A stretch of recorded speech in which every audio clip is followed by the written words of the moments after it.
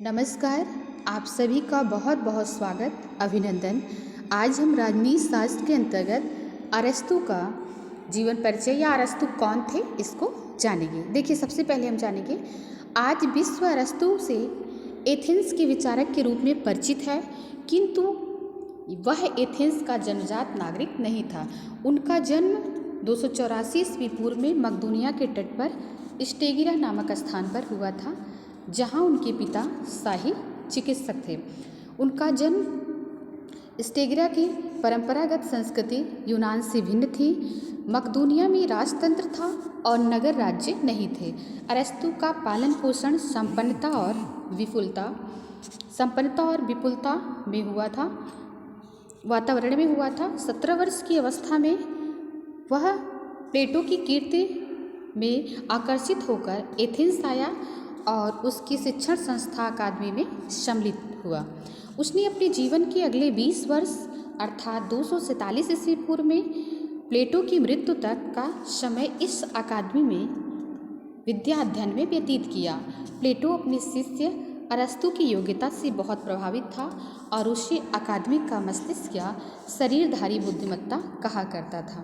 प्लेटो की मृत्यु के बाद अरस्तु अकादमी का प्रधान बनने की आशा करता था, किंतु विदेशी होने के कारण उसे वह पद नहीं मिल सका।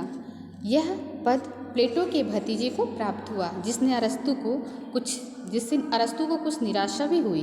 देखिए, एथेंस छोड़ने के बाद अरस्तु एशिया माइनर गया और वहाँ उसने अकादमी की एक शाखा स्थापित की। उसने यहाँ नियंत्रित करने वाला अतार्सियन का राजा हर्मिस था।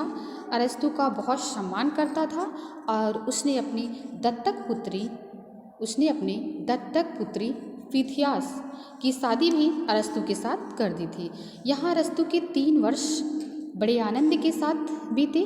हर्मिस के दरबार में ही उसे ईरान का पतोन्मुख निरंकुश शासकवाद देखने को मिला, जिसका उल्लेख उसने अपनी पॉलिटिक्स में किया। उसने हर्मिस के दरबार में रहते हुए ही व्यावसायिक, व्यवहारिक, राजनीतिक, अर्थशास्त्र तथा राजतंत्र क्रियात्मक अनुभव प्राप्त किए।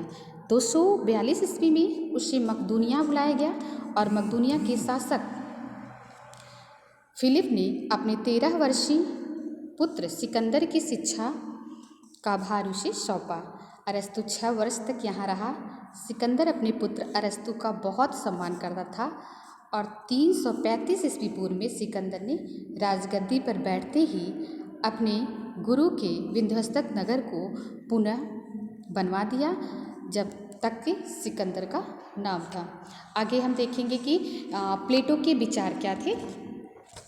प्लेटो के विचार से अरस्तु कैसे प्रभावित हुए थे और अरस्तु ने इससे प्रभावित होकर क्या कहा था। देखिए, अरस्तु ने कहा था कि समाज द्वारा सुसंस्कृत मनुष्य सब प्राणियों में श्रेष्ठतम होता है, परंतु जब वह बिना कानून तथा न्याय के जीवन व्यतीत करता है तब वह सबसे भयंकर हो जाता है।